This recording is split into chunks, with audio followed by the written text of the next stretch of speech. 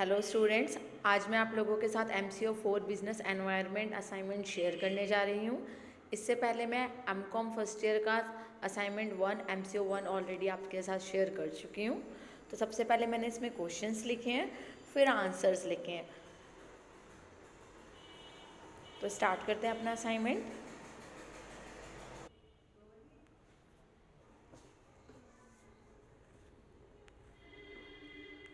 तो answer number 1 यहाँ से स्टार्ट है।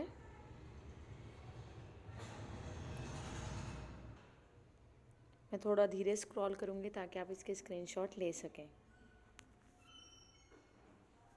मैंने पूरी कोशिश की है कि मैं असाइनमेंट के आंसर्स बेस्ट दूं, बट फिर भी अगर किसी को कोई प्रॉब्लम होती है, कुछ समझ नहीं आता, तो आप कमेंट बॉक्स में मुझे बता सकते हैं।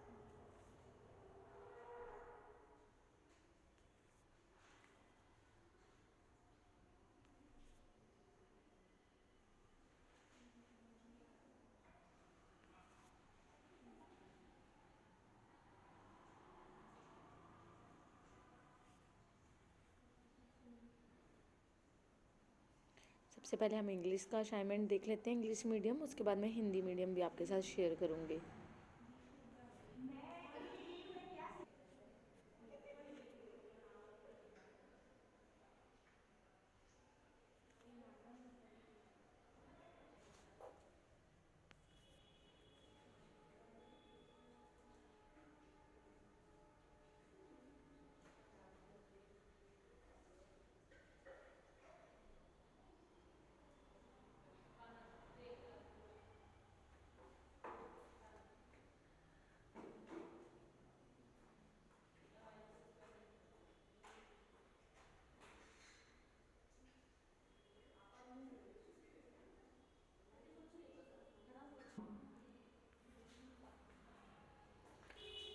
जब हम डिफरेंस स्टार्ट करेंगे तो सबसे पहले जिसका डिफरेंस कर रहे हैं, जैसे primary capital market and secondary capital market, तो सबसे पहले हम इनको थोड़ा सा बताएंगे ताकि एग्जामिनर को पता चले कि हमें इनके बारे में पता है।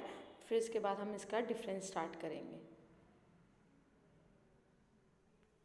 हमेशा जब भी डिफरेंस लिखते हैं तो इसी तरीके से लिखते हैं ताकि सामने वाले को पता चले कि हमें मालूम है उनके बारे में और फिर हम उनको डिफ्रेंशिएट कर रहे हैं। इससे हमारे आंसर की लेंथ तो इंक्रीज़ होती है और साथ में जो चेक करता है उसे पता होता है कि हाँ, ये किसके बारे में बता रहे हैं।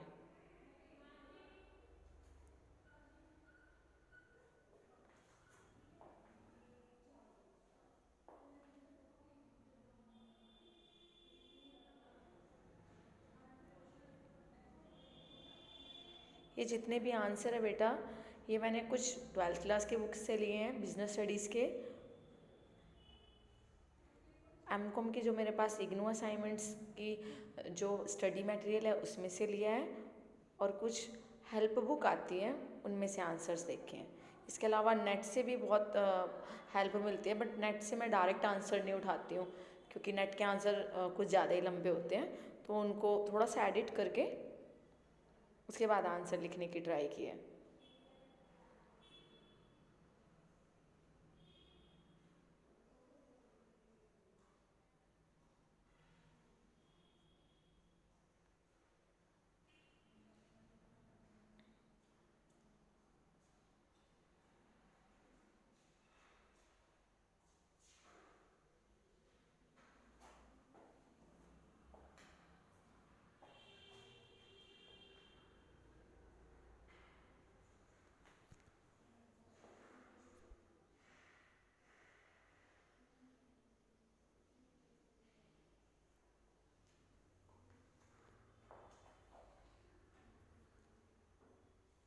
शॉर्ट नोट आपको कहीं से भी मिल जाएंगे, चाहे तो आप नेट से उठा लीजिए, चाहे आप बुक्स में से ले लीजिए। शॉर्ट नोट आपको इजीली मिल जाते हैं, बट हमें शॉर्ट नोट की थोड़ी सी लेंथ बढ़ानी होती है अकॉर्डिंग टू देयर मार्क्स। जितने अच्छे मार्क्स होंगे, जितने ज़्यादा मार्क्स होंगे, उस हिसाब से हमें उसकी लेंथ बढ़ानी होती है। अगर 5 मार्क्स का है तो 1.5 से 2 पेज काफ़ी है।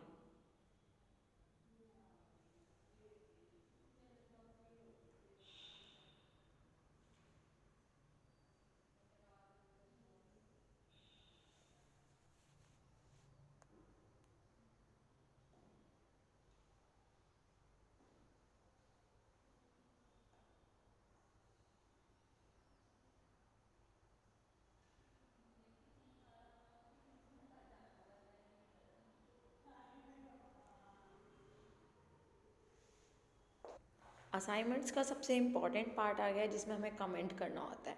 तो जब हम कमेंट करते हैं किसी भी चीज़ को लेके, तो हमें सबसे पहले बताना होता है कि स्टेटमेंट ट्रू है या नहीं।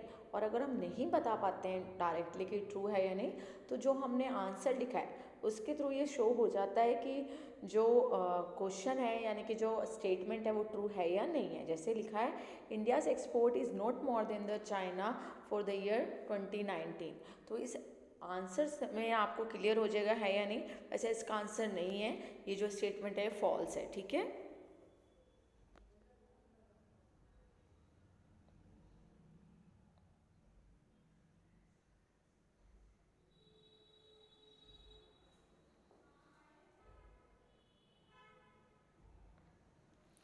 नेक्स्ट देखिए, agriculture and allied product are not the India's leading export products. तो क्या ये लीडिंग प्रोडक्ट्स नहीं है?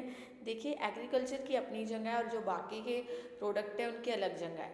तो जो लीडिंग प्रोडक्ट है उसमें एग्रीकल्चर बेशक से नहीं आता है, बट एग्रीकल्चर प्रोडक्ट जो है वो हमारे जो जीडीपी की बात करें उसमें बहुत रोल प्ले करते हैं। तो इसका डायरेक्ट आंसर ना देते हुए मैंने बताया है कि इतना मतलब स्टेगनेंट पीरियड रहा हमारा 2019-20, उसके बाद भी ग्रो कर रही है हमारी जो है एग्रीकल्चर प्रोडक्ट से रिलेटेड एक्सपोर्ट प्रोडक्ट्स।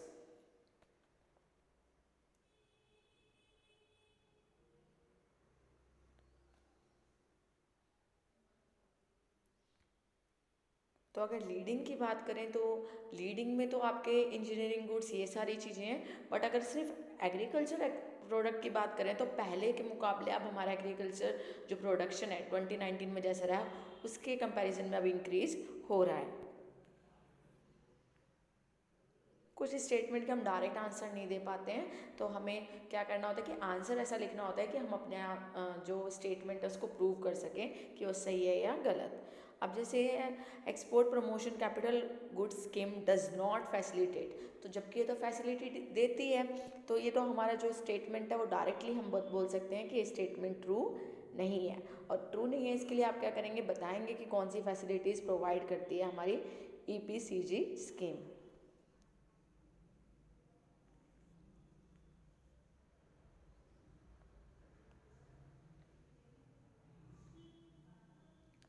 फिर है, third party exports are not allowed in India. तो ये स्टेटमेंट भी ट्रू नहीं है, क्योंकि थर्ड पार्टी एक्सपोर्ट क्या होता है कि किसी और के बिहाफ पर हम एक्सपोर्ट करते हैं, ठीक है। यानी कि हम खुद एक्सपोर्ट नहीं करते, मैन्युफैक्चरर एक्सपोर्टर अलग होता है और जो एक्सपोर्ट करता है किसी और कंट्री को वो अलग होता है। तो on behalf of manufacturer exporter, जो एक्सपोर्ट करता है किसी और कंट्री को, वो हमारा क्या कहलाता है, थर्ड पार्टी एक्सपोर्टर कहलाता है। तो जो थर्ड पार्टी एक्सपोर्ट है वो अलाउड है इंडिया में with the restriction of RBI. RBI के रूल्स के अकॉर्डिंग हमें चलना पड़ता है। तो ये स्टेटमेंट भी ट्रू नहीं है।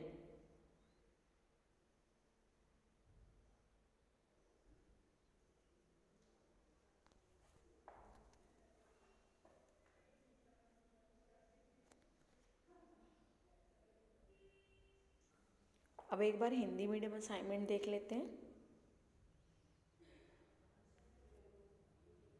ये हमारे क्वेश्चंस हैं जो आपको इजीली मिल जाएंगे, असाइनमेंट क्वेश्चंस वेबसाइट पे। यहाँ से हमारे आंसर स्टार्ट है।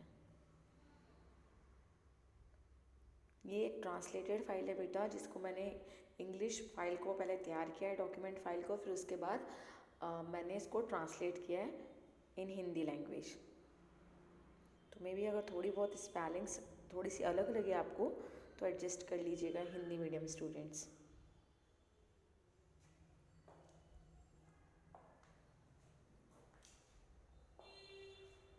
बाकी मैंने पढ़ के देखा है।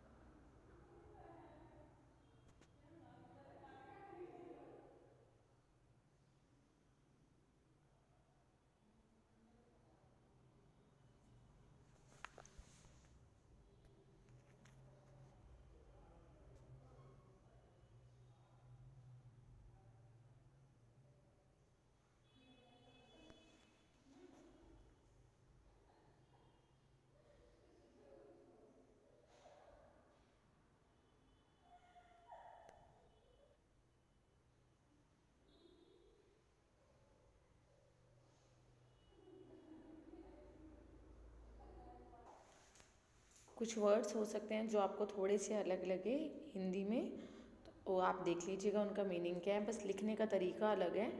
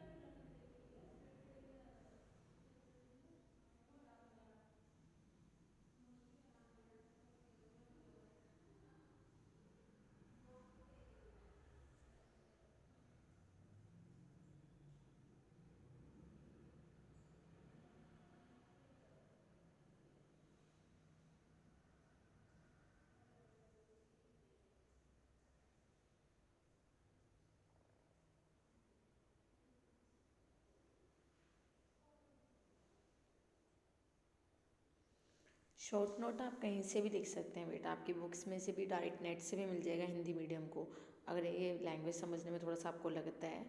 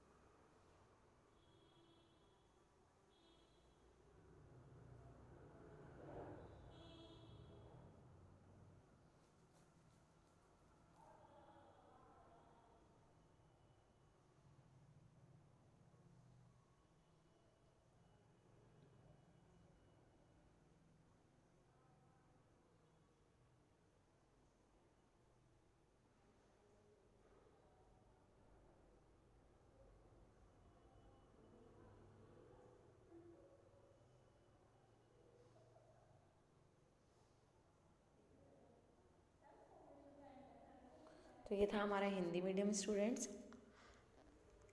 आई होप कि आपको ये वीडियो हेल्पफुल लगे और आप इससे अपना अच्छे से असाइनमेंट बना पाए। Thank you students. इसके अलावा आपकी कोई क्वेरीज़ है या आपको कोई आंसर समझ नहीं आ रहा है तो आप मुझे कमेंट बॉक्स में बता सकते हैं।